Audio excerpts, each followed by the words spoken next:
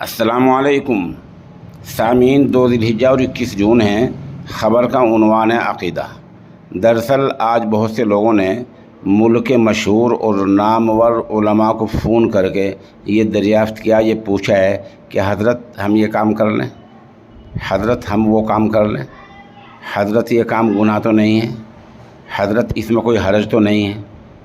اس طرح کے فونوں کا اچھی بات یہ ہے کہ کسی بھی مستند قابل ذکر عالم دین نے سرے سے کوئی جواب نہیں دیا ہے۔ وجہ آپ جانتے ہی ہیں، لوگ باغ بلا علماء کی اجازت کے ان کے فون ریکارڈ کر لیتے ہیں، پھر اس کو سوشل میڈیا پر ڈال دیتے ہیں۔ بغیر اجازت کے فون کا ریکارڈ کرنا بڑا گناہ ہے، اور یہ حق العباد ہے جو بغیر توبہ کے اور بغیر متعلقہ آدمی سے مل کر معافی چاہنے کے معاف نہیں ہوگا۔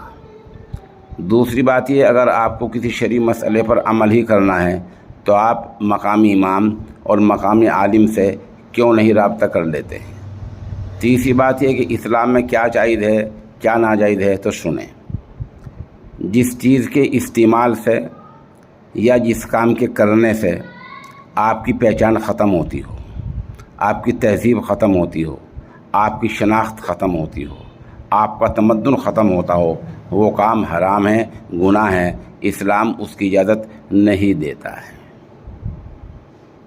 اسلام کے معنی یہ نہیں ہے کہ 2-4 چیزوں پر عمل کر لیا، 2-4 چھوڑ دیا، اور اسلام مسجد تک بھی محدود نہیں ہے۔ قال اللہ تبارک و تعالی بسم اللہ الرحمن الرحیم یا ایھا الذین آمنوا ادخلوا فی السلم کافہ۔ اسلام یہ چاہتا ہے کہ پورے کے پورے تم اسلام میں داخل ہو جاؤ۔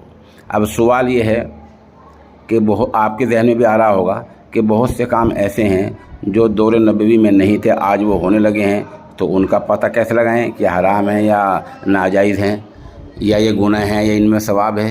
تو سنیں، ہمیں دیکھنا ہوگا ہم جہاں بھی رہتے ہیں کہ وہاں کا سواد اعظم اور جمہور، یعنی جمہور علماء، زیادہ جو نامور بڑے علماء ہیں، بڑے ادارے ہیں، وہ اس کام کو کر رہے ہیں یا نہیں کر رہے ہیں۔